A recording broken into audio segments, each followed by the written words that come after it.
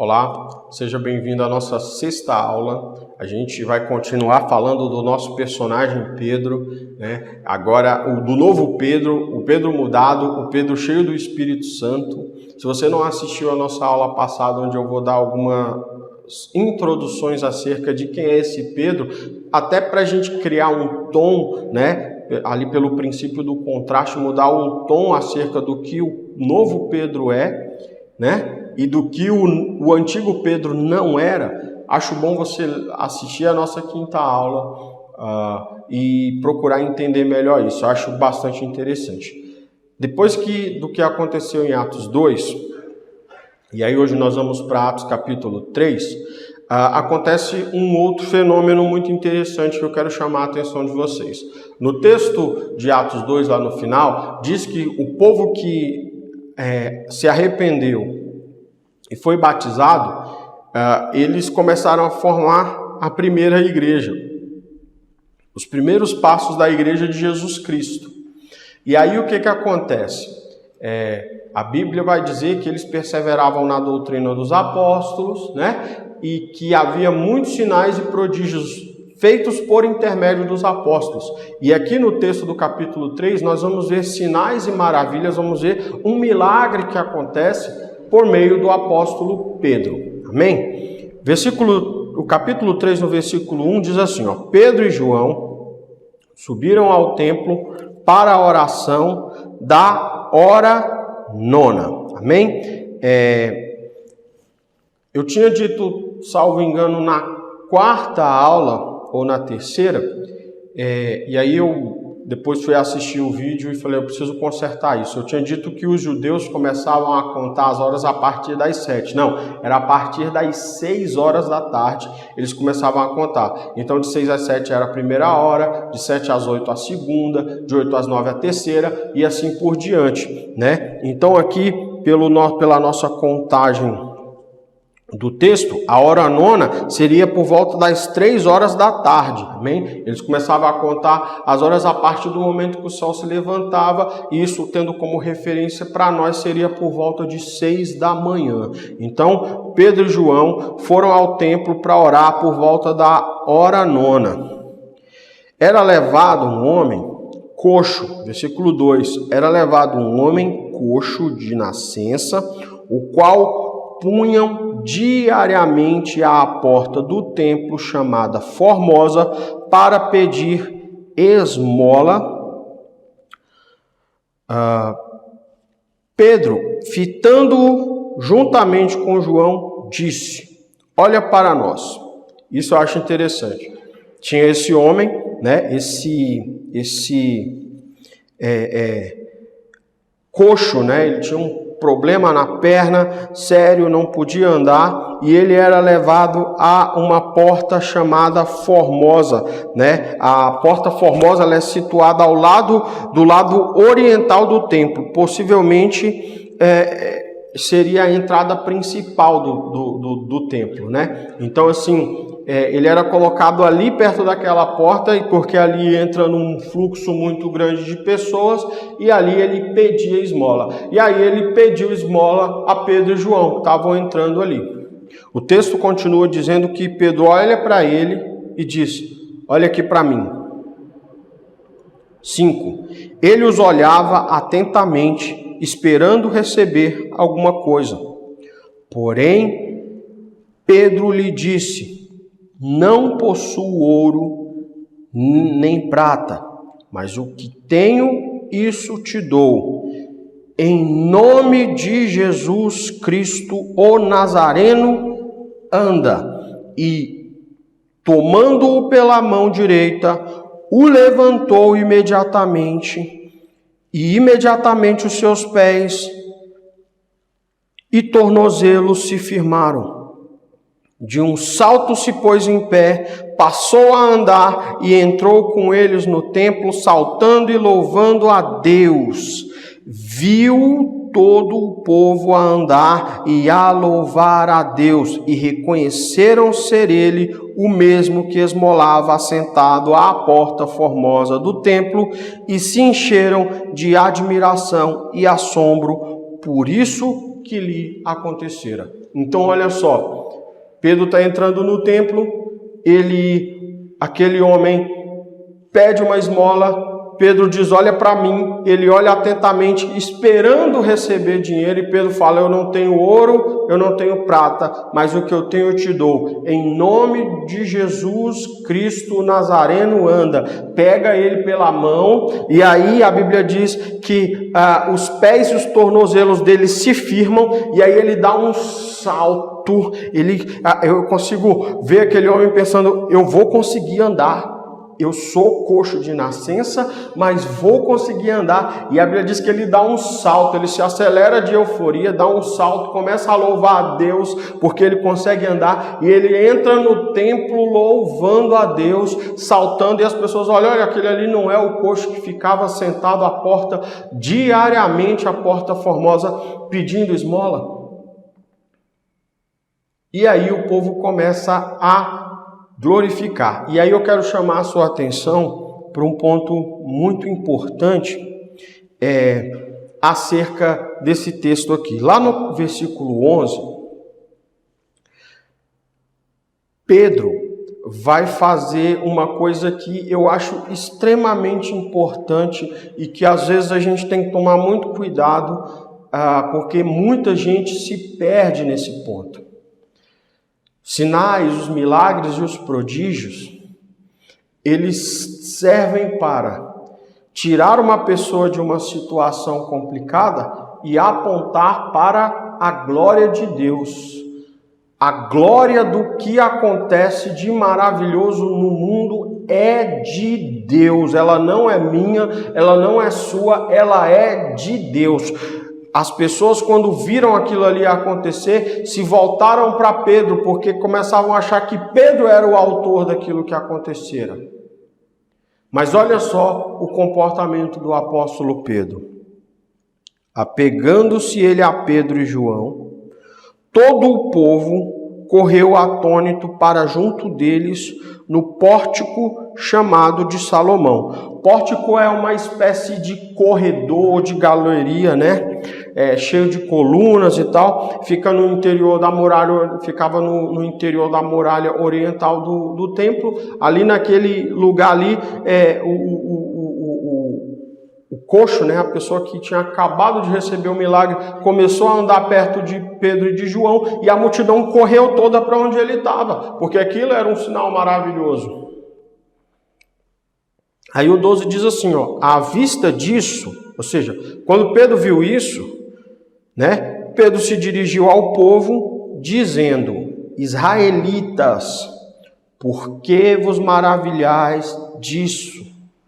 Ou porque fitais os olhos em nós, como se pelo nosso próprio poder ou piedade o tivéssemos feito andar? Olha que coisa maravilhosa que Pedro fala. Pedro está dizendo, por que vocês estão aqui olhando para mim desse jeito, olhando para nós desse jeito, como se tivesse sido um milagre e um poder meu que tivesse levantado esse homem, ou a minha piedade, sabe, ou algum tipo de sentimento que vem de mim que tenha feito isso. Muitas pessoas gostam de levar crédito por algo que, sabidamente, desde o início, nós entendemos que vem da parte de Deus. Jesus Cristo, no Sermão da Montanha, falando aos discípulos, ele diz que eles eram sal da terra e luz do mundo. E quando ele explica que eles são luz do mundo, ele dá algumas referências importantes. Ele começa dizendo primeiro que, como luz do mundo, eles não teriam como passar despercebidos ao mundo. Quando ele diz assim, não se pode esconder uma cidade edificada sobre a rocha. Ele está dizendo que não dá para esconder uma cidade que está edificada sobre uma rocha alta. Por quê? Porque quando escurecer, você vai ver a luz sabe? A luz vai orientar. No meio da escuridão, a luz orienta. E aí a gente casa isso, por exemplo, com o sermão profético, quando ele fala da parábola das 10 virgens e fala que a noite estava cada vez mais densa e escura, né? Então elas estavam com aquela lamparina. De longe as pessoas conseguiam ver a luz. De longe as pessoas podem saber onde há a luz. Ele fala, da mesma forma, não se pode acender uma vela, acender um candeeiro e colocar ele debaixo de um cesto. Você tem que colocar num lugar alto na casa para que ilumine tudo. Ele está querendo dizer que a igreja precisa tomar posições importantes porque tem uma luz, são a luz do mundo. Eles carregam algo que dissipa as trevas no mundo. E aí ele olha para eles e fala, vocês são a luz do mundo e precisam brilhar. Ele diz, brilhe a vossa luz. O problema é que quando as pessoas estão na posição em que a luz está brilhando, eles deixam de observar o final da mensagem de Jesus nesse texto. Jesus diz, brilhe a vossa luz, para que os homens vejam as boas obras feitas por vocês e glorifiquem o Pai. A ideia básica de um pregador, de um pastor, de uma pessoa que opera milagres de cura, de uma pessoa que tem dons de ajudar pessoas, qualquer um dos dons dos rolos que nós vamos encontrar em Efésios 14, em Romanos 12, em 1 Coríntios 12, 13 e 14, são para glorificar a Deus. Pedro e João, quando aquela multidão o cerca, quando está todo mundo ali perto dele, ele faz questão de dizer, o que aconteceu aqui não aconteceu por nossa própria força, por nosso próprio poder. E aí ele vai apontar para Deus. No versículo 13 ele diz assim, o Deus de Abraão, de Isaac e Jacó. Eu acho interessante ele usar essa expressão, porque na maioria das orações desse período, você vai ver os hebreus clamando a Deus dessa forma. O Deus que estava contido nas orações diárias do povo hebreu era mencionado dessa forma. Deus de Abraão, Deus de Isaac e Deus de Jacó. E aí ele faz questão de alocar isso dizendo ainda assim, o Deus de nossos pais glorificou a seu servo Jesus, a quem vós traístes e negaste perante Pilatos, quando este havia decidido soltá-lo. Vós, porém, negaste o santo e o justo e pediste que vos concedessem um homicida. E eu acho interessante porque a ideia, algumas pessoas costumam dizer que Barrabás, obviamente ele está falando do episódio em que Pilatos coloca na mão do povo a opção de escolher quem soltar, na Páscoa, se Barrabás ou se soltava Jesus Cristo. Barrabás, na verdade, ele era uma espécie de revolucionário, ele era uma pessoa que estava revoltada com o Império Romano, ele não era necessariamente um bandido, ele era um revolucionário. Existem escritos históricos importantes que o apontam como se fosse, na verdade, uma pessoa revoltada, mas Pedro vai chamar esse cara de homicida, porque ele está preso porque tirou a vida de alguém, uma dessas revoltas. Ele é um assassino. E isso, para aquelas pessoas que talvez tinham aquele espírito político revolucionário ali naquela época, poderia ter afetado eles de algum modo, mas é importante que Pedro aqui, quando ele é levantado para falar, em primeiro lugar, mostrar o pecado das pessoas. O evangelho só pode ser entendido quando nós entendemos que estamos em pecado. O Jesus crucificado só pode ser entendido quando nós entendemos por que ele teve que morrer. Ele diz pela boca dele que é necessário que ele morra, e nós só vamos poder entender por que é necessário que ele morra quando nós entendermos qual era a nossa condição. E a nossa condição é de pecado. Nossa condição era de pecado, da mais absoluta morte e escuridão trabalhando dentro de nós. O apóstolo Pedro aqui está cheio do Espírito Santo. E você perceba, ele cura um homem as pessoas chegam perto dele tentando adorá-lo, tentando ali pelo menos admirá-lo. Ele falou, pode cortar essa. Porque o que aconteceu aqui não aconteceu pela minha força, não aconteceu pela força do meu companheiro João, aconteceu por outro motivo. E aí quando ele começa a apontar o motivo, adivinha o que acontece? Pregação da palavra. E essa pregação já começa com um confronto. Vocês rejeitaram, vocês decidiram. O Cristo era a providência do Deus que está na oração diária de vocês. Ele era servo, ele é justo, e vocês trocaram, escolheram ficar com um homicida ao invés de ficarem com o servo e o justo, com a providência de Deus. E ele continua no 15: Dessarte, matastes o autor da vida, a quem Deus ressuscitou dentre os mortos, do que nós somos testemunhas. Pela fé no nome de Jesus, é que esse mesmo nome fortaleceu a esse homem que agora vedes e reconheceis. Sim, a fé que vem por meio de Jesus deu a este saúde perfeita na presença de todos vós. Aquele homem necessariamente não manifestou fé em Jesus. Quem foi que manifestou fé em Jesus?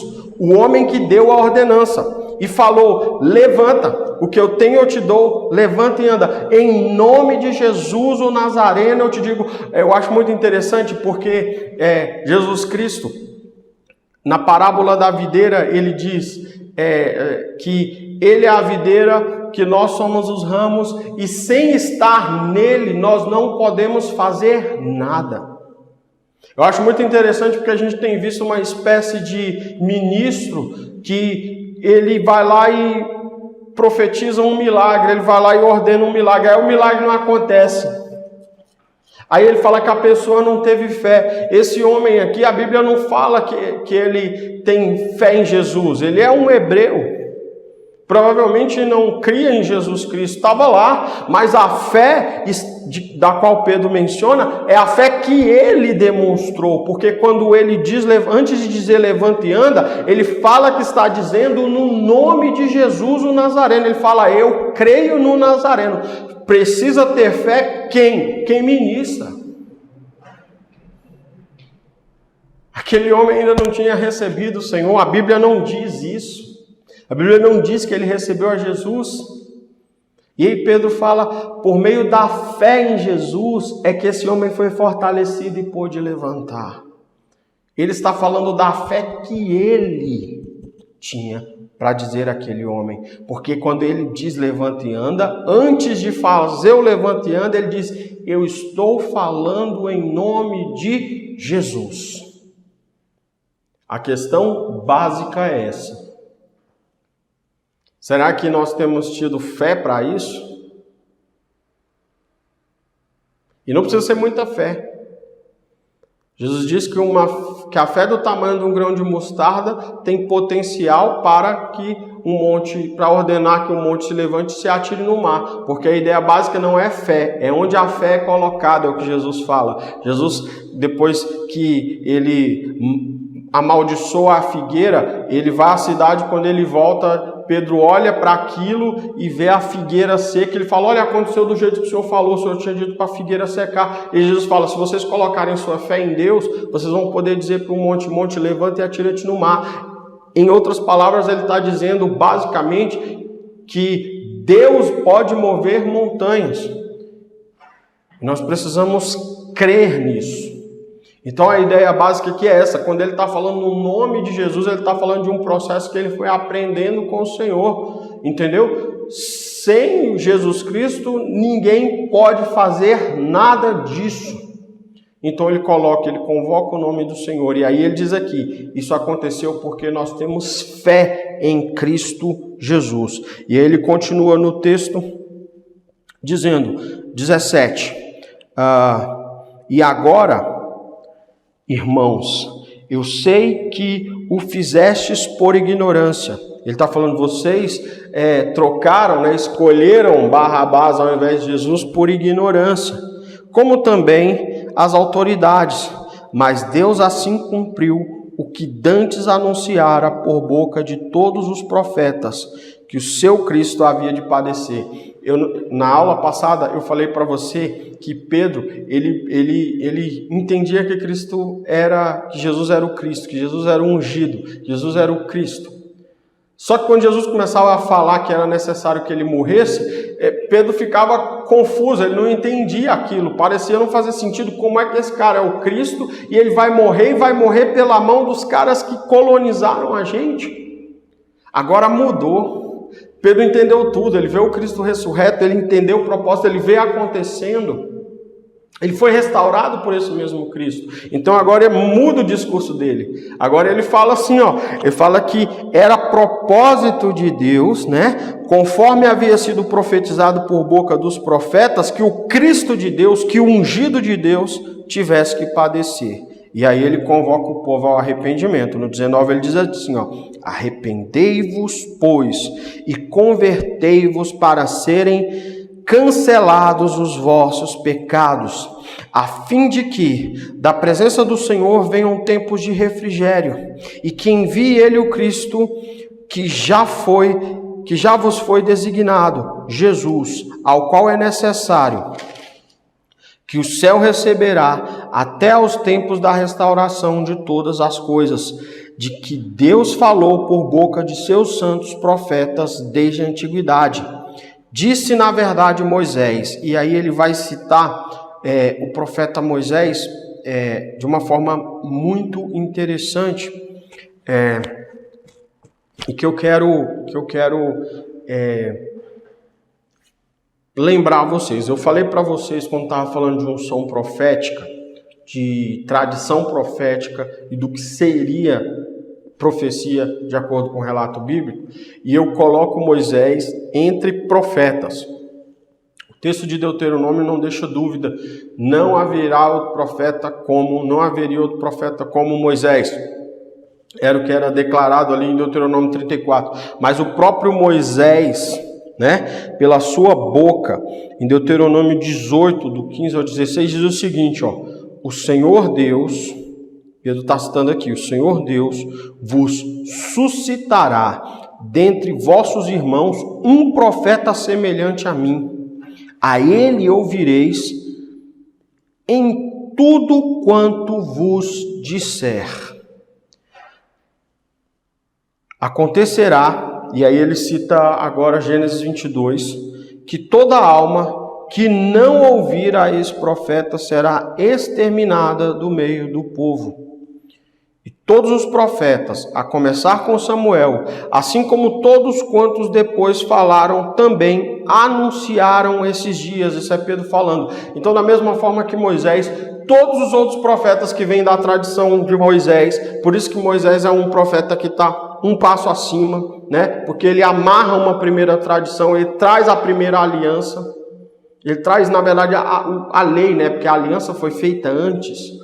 Mas ele traz a primeira lei, ele traz a primeira palavra profética importante, depois que o povo está todo consolidado ali. Moisés é um homem muito importante, e aí ele está dizendo que dentro da descendência ali, puxando aquilo que o próprio Deus havia falado para Abraão, sairia um profeta diferenciado, e esse profeta tem que ser ouvido, esse profeta vai produzir salvação. E aí Pedro diz, e todos os profetas, né, a começar com Samuel, assim como todos quantos depois falaram, também anunciaram esses dias, eles estavam amarrados àquilo que eu chamo de tradição profética, né? Vós sois os filhos dos profetas e da aliança que Deus estabeleceu com vossos pais, dizendo a Abraão, na sua descendência serão abençoadas todas as nações da terra. O apóstolo Paulo, lá em Gálatas, quando vai explicar esse texto, ele fala na tua descendência e não nos seus descendentes, como se falasse de muitos, mas como se falasse de um só, porque a ideia básica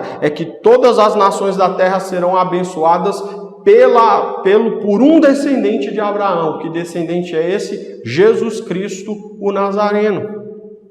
E aí no versículo 26 ele diz, tendo Deus ressuscitado seu servo, enviou-o primeiramente a vós outros para vos abençoar, no sentido de que cada um se aparte das suas perversidades, né? É aquela ideia básica que João também fala, veio para os seus, mas os seus não o quiseram, né? A ideia básica é que Jesus Cristo vem para trazer uma convocação e um chamado, e esse chamado não é só para cumprir um ministério, é acima de qualquer coisa para rejeitar o tipo de vida que vivia antes. Nós temos que entender que o chamado do Senhor, que o chamado de Jesus para nós, implica também largar e abandonar todas as perversidades que estavam enxertadas em nós. Ora, ele tem a pá na mão para limpar a ele, ele tem poder para poder tirar tudo aquilo que não pertence a ele em nós. Aquele que começou a boa obra é fiel para terminá-la. Amém? Depois que Pedro faz essa pregação, 2 efeitos nós conseguimos observar, tá? Qual é o primeiro efeito?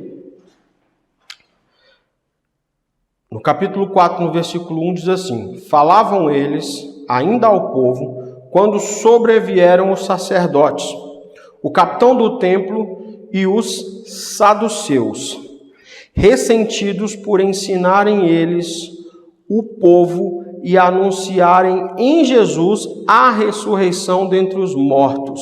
Olha só que coisa interessante. Os saduceus, o que acontece?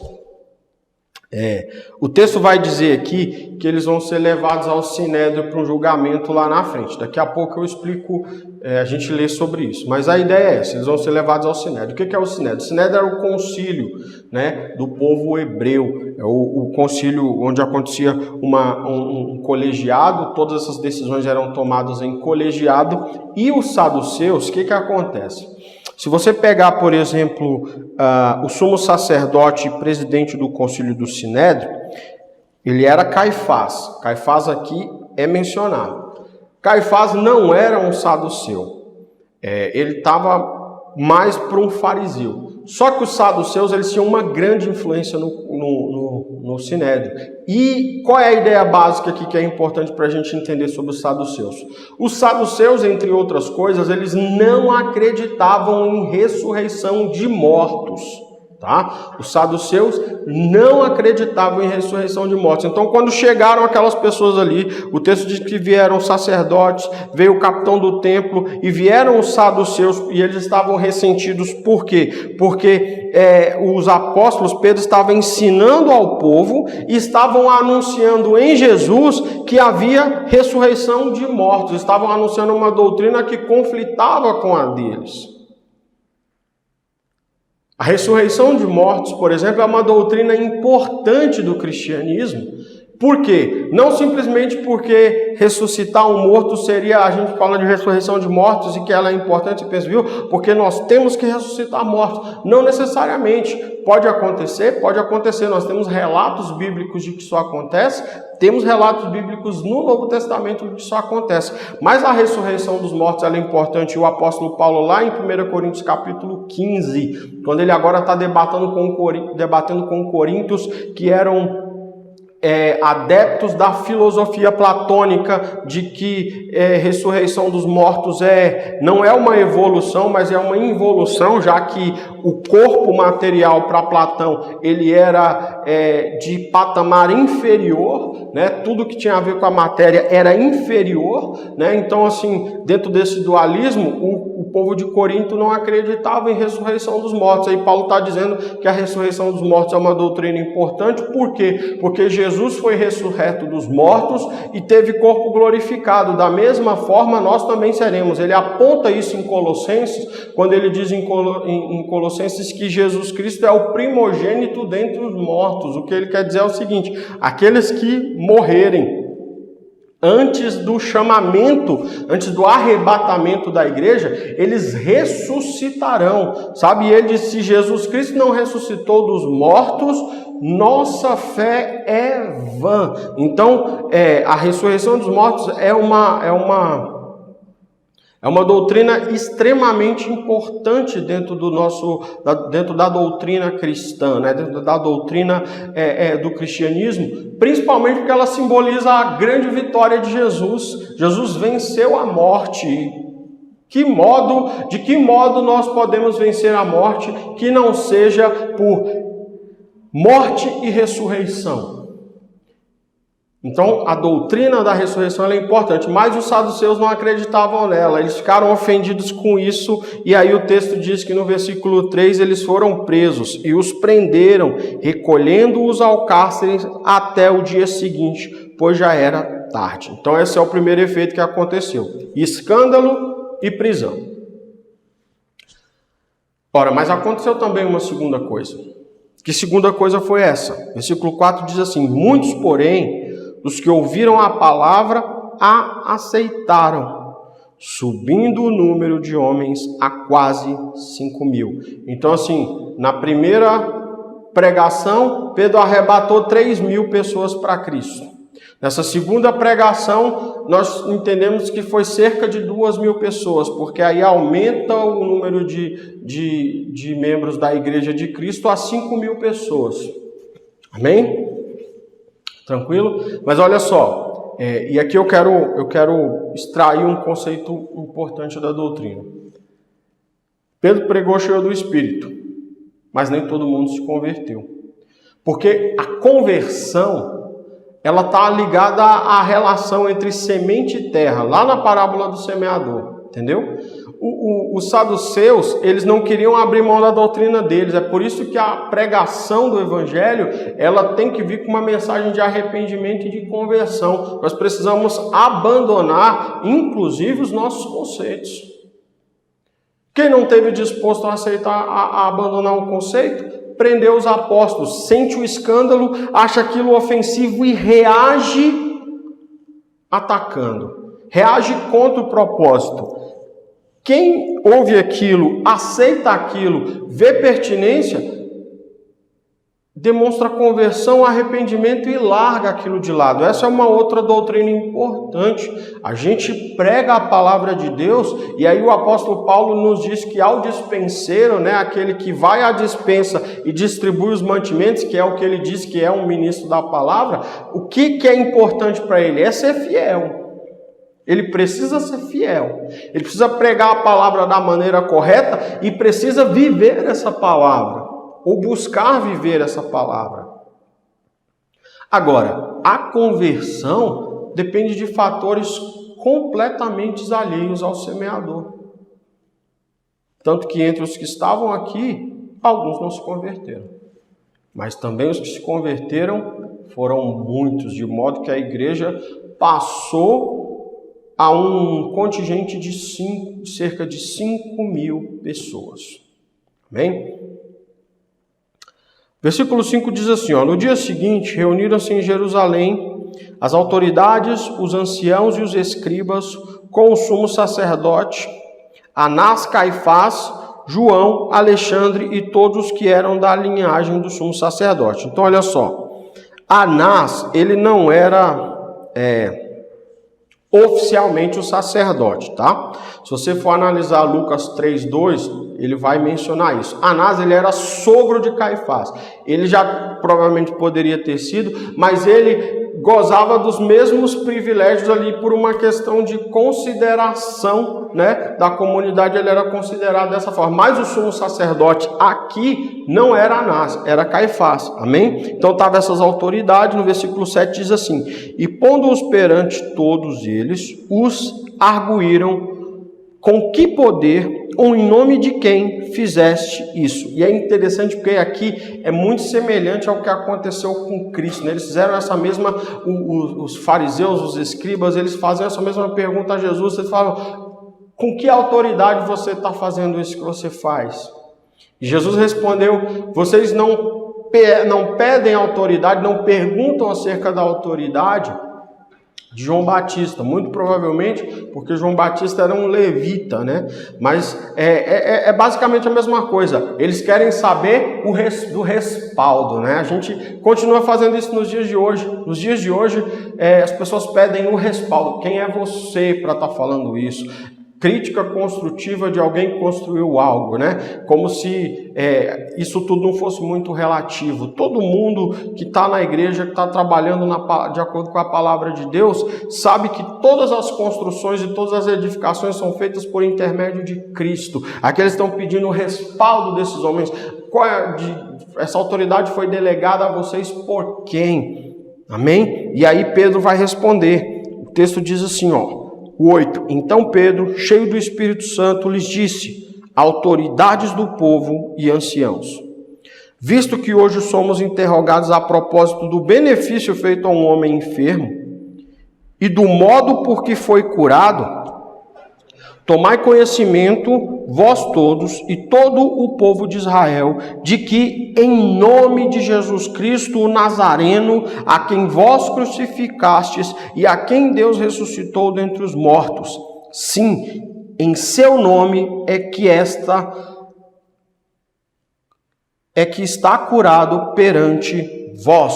Olha só, ele fala, em primeiro lugar, é muito esquisito nós estarmos sendo interrogados por termos curado um homem, termos feito uma coisa boa. Mas já que vocês querem saber qual é o nosso respaldo não vem da nossa força. O nosso respaldo não vem do nosso histórico. O nosso respaldo vem de Jesus Cristo. Ele fala, foi por Jesus Cristo, foi por intermédio de Cristo que nós fizemos isso, que esse homem está curado. E aí eu acho interessante uma coisa. Quando a gente pede o respaldo, a gente quer saber qual é a glória daquela pessoa. E nisso nós estamos tentando criar um outro ídolo, como se quem fosse digno de adoração não fosse Deus. Sabe? Essa ideia de respaldo, autoridade de quem? Eles falam, a nossa autoridade vem de Cristo, a glória vem de Cristo, a glória é para Cristo. Isso aqui é que é uma pregação cristocêntrica. Quando perguntarem qual é o respaldo é Cristo. E aí é muito fácil da gente saber quem fala em nome de Cristo e quem não fala. Como é que a gente sabe? Examinando as Escrituras Sagradas. Ele continua no texto e diz assim, este Jesus que vocês rejeitaram, ele é a pedra rejeitada por vós, os construtores, a qual se tornou a pedra angular. E não há salvação em nenhum outro, porque abaixo do céu não existe nenhum outro nome dado entre os homens pelo qual importa que sejam salvos. Ao verem a intrepidez de Pedro e João, sabendo que eram homens iletrados e incultos, admiraram-se. Olha que coisa maravilhosa. Quando eles olharam para o respaldo de Pedro e João, eles falaram, esses caras não são iletrados, são pessoas simples, não têm muita cultura, mas estão falando com intrepidez. Por que eles estavam falando com essa intrepidez toda? Porque eles estavam cheios do Espírito Santo de Deus, porque o nosso respaldo tem que ser o Cristo, nossa pregação tem que ser para a glória de Deus, as obras feitas são para a glória de Deus, e essa ideia de quem é você, quem você pensa que é, qual é o seu respaldo, fala em nome de quem? Se a resposta final não for Jesus Cristo, nós estamos criando altares de ídolos pagãos, ídolos que não são o Deus vivo. Quando aqueles homens olharam o respaldo de Pedro e João, homens iletrados, sem cultura, e viram eles pregando daquela forma, eles ficaram admirados. Eles ficaram espantados. O versículo 13 continua, e reconheceram, olha só, e reconheceram que haviam eles estado com Jesus. Vendo com eles o homem que fora curado, nada tinham que dizer em contrário. Eles foram lá, criaram todo aquele circo para condenar os apóstolos, mas eles estavam vendo aqueles homens pregando, falando de Jesus, e eles estavam dizendo que Jesus curou aquele homem, eles sabiam que aquele os homens, apesar de incultos e iletrados, estavam fazendo uma coisa que estava fora da capacidade natural deles, mas estava a prova viva lá. Tinha um homem curado. Tinha um homem curado. E eles não puderam fazer nada. Versículo 15 diz assim: e mandando-o sair do sinédrio, consultavam entre si, dizendo: que faremos com esses homens? Pois na verdade é manifesto a todos os habitantes de Jerusalém que um sinal notório foi feito por eles, e não o podemos negar. Mas para que não haja maior divulgação entre o povo, ameaçamo-los para não mais falarem nesse nome, a quem quer que seja. Eles ficaram numa encruzilhada aos do respaldo, né? Aos que pedem respaldo aos homens para falar. Eles ficaram numa situação complicada. Porque se fosse apenas uma profecia, olha o que aconteceu com os profetas antigos. Jeremias foi exilado, né? Passou o resto dos seus dias no deserto. Micaías foi preso a pão e água, por ordem de um rei que pedia respaldo, que não gostava do que estava ouvindo. Aqui tinha um homem curado, um homem que eles sabiam, estava diariamente lá, na porta do templo pedindo esmola, um coxo. E agora aquele homem anda, eles não podiam negar. Então o que eles fizeram? Eles ameaçaram ele, falaram: para de falar no nome de Jesus. Para de falar no nome dessa pessoa, para que não se propague. E se preocuparam, pensando: o que a gente vai fazer com esses homens? Eu quero que você entenda uma coisa importante aqui, é um marco histórico, tá? Dentro da história da igreja. A primeira perseguição que a igreja experimentou, ela não veio do Império Romano, tá? As primeiras perseguições vieram dos hebreus, tá? Vieram do povo judeu, da religião judaica. Esses foram os que perseguiram a igreja em primeira instância. A perseguição romana ela vai acontecer décadas lá na frente, ela vai se esfriar no momento, aí ela vai ficar mais forte depois, tá?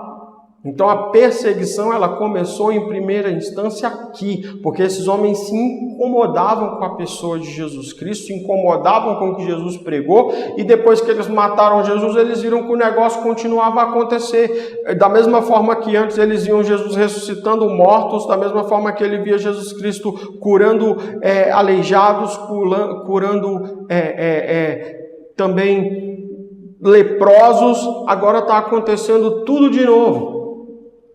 Eles ficaram numa situação que eles não podiam negar. Quando Pedro falou: olha, eu acho esquisito a gente estar aqui sendo interrogado por ter feito uma benécia a um homem, ou seja, feito um homem voltar a andar, né? Pedro está chamando a atenção para eles do seguinte: ó, se vocês têm algum tipo de compaixão com as pessoas, a gente não deveria estar passando por isso. E aí, como eles não puderam negar aquilo, eles apenas ameaçaram os apóstolos para não mais falar no nome de Jesus e mandaram embora. Versículo 18 diz assim: chamando-os, ordenaram-lhes que absolutamente não falassem nem ensinassem em nome de Jesus. Mas Pedro e João lhes responderam: julgai se é justo diante de Deus ouvir-vos antes a vós outros do que a Deus. Quando eles fizeram esse pedido, eles falaram: olha, se esse for o motivo para vocês soltarem, se for uma espécie de negociação, eu já falo logo, tá? Estou aqui para obedecer a Deus. É justo que eu obedeça a Deus. Versículo 20: pois nós não podemos deixar de falar das coisas que vimos e ouvimos. Ou seja, eu sou testemunha, fui chamado para ser uma testemunha de Cristo. Como é que eu vou parar de falar de Jesus? É por isso que o semeador saiu a semear e ele não esperou chegar no lugar certo, ele saiu jogando semente em tudo quanto é lugar, porque nós somos testemunhas. Eles estão dizendo: como é que nosso único propósito, nosso único papel no propósito cósmico de Deus é anunciar e é ser testemunha disso. Como é que nós vamos parar de falar do que ouvimos e do que vimos? E o versículo 21 diz: depois, ameaçando-os mais ainda, os soltaram, não tendo achado como os castigar por causa do povo, porque todos glorificavam a Deus pelo que acontecera. Ora, tinham mais de 40 anos aquele em quem se operava essa cura milagrosa. Por que esses homens... E aí eu quero... Engraçado que não era esse o propósito que eu escrevi aqui no meu material para falar sobre isso. Aqueles homens lá do Sinédrio soltaram os apóstolos não porque eles foram arrebatados pela palavra e pela pregação. Não porque aquele milagre tocou o coração deles e eles realmente reconheceram algo de Deus naquilo ali. Eles soltaram para que aquilo não afetasse a reputação deles. Aí eu gosto muito de citar o ensinamento do Luiz Hermínio, do Ministério Mevan. Ele diz que o cristão não tem que se preocupar com sua reputação, mas em ter integridade, porque a reputação é aquilo que as pessoas dizem de nós. Lá no texto de Atos vai dizer que eles vão separar diáconos que têm boa reputação, que eram bem falados entre os homens. Mas isso não significa dizer que nós devemos ter foco na reputação, porque para uma pessoa falar mal de você, basta que ela seja contrária ao que você faz. E às vezes as pessoas são contrárias à coisa e começam a falar mal de nós, principalmente dos que são da fé, porque nós estamos fazendo coisas que são proveitosas e certas. Então é mais importante que nós nos preocupemos com a nossa integridade, senão a gente começa a fazer concessão. Aqueles homens não soltaram o João e Pedro porque creram no que estava acontecendo e porque foram tocados, mas porque ficaram com medo da sua reputação. São esses que pedem o respaldo. Eu quero saber o que vocês são diante dos homens. Os apóstolos estavam certos e sabiam para o que foram chamados. Custe o que custar, aconteça o que acontecer, cheios do Espírito Santo de Deus, continuariam a falar de Jesus. Eles tentaram negociar, chamaram eles e falaram: para de ensinar o nome de Jesus, para de falar sobre o que aconteceu, e para de falar sobre o nome de Jesus. Eles falaram: olha, se essa for a condição, estou fora. Eu sou testemunha. Dentro da ordem cósmica, Deus está fazendo uma coisa maravilhosa. Deus está regendo o mundo como sempre fez, na sua soberania. E dentro da soberania dele, ele me fez testemunha do que eu ouvi e do que eu vi. Então me diga, é justo que eu siga a vocês e não a Deus? Eles ameaçaram mais ainda. Mas como aquilo era uma questão inegociável, eles soltaram por um motivo. Não queriam ficar mal na sua reputação. Queriam que a sua reputação fosse preservada. Se eles castigam aqueles homens por terem curado alguém, o povo ia pensar: esses caras não estão pensando em nós, não deveriam estar onde estão. Você começa a ver que o Sinédrio parece ter um teor político de costuras políticas, cheias de reputações, cheias de negociatas. É quase como um político. É aquela ideia básica lá que Maquiavel vai dizer no seu pragmatismo, né? O importante é eu continuar na posição que eu estou. Então, se eu tiver que fazer uma coisa boa para o povo, porque eu preciso que o povo esteja feliz para que eu fique na posição que eu estou, eu vou fazer isso. Era mais ou menos isso que eles estavam tentando fazer ali.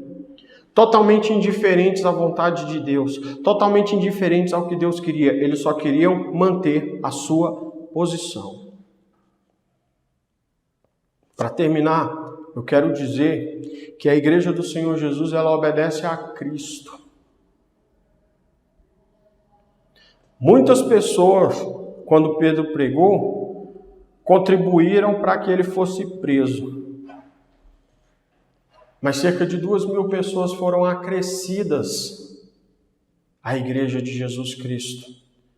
E se a palavra de Deus fala que há festa no céu por um pecador que se arrepende, imagine por 2.000, vale a pena perder a reputação, ser taxado pelo que for para cumprir o propósito de Deus, para ser testemunha do Cristo. Pedro disse que em nenhum outro nome debaixo do céu se encontra salvação a não ser o Cristo. Que nós possamos viver por essa verdade e saber quem nós somos. É por isso que o Luiz Hermínio fala que nós precisamos ter integridade. A integridade é você ser inteiro por dentro, integral, totalmente constituído. Eu sei quem eu sou uma testemunha, essa é a minha integralidade. Eu sou um ministro, eu sou um pastor, eu sou um ministro do Evangelho. É isso que eu sou cristão, filho de Deus, chamado por Deus. E não se abalar nessa integridade. Ainda que o que as pessoas estejam dizendo a nosso respeito sejam coisas ruins. Amém? É isso que eu tinha para falar hoje. E fiquem com Deus e até a próxima.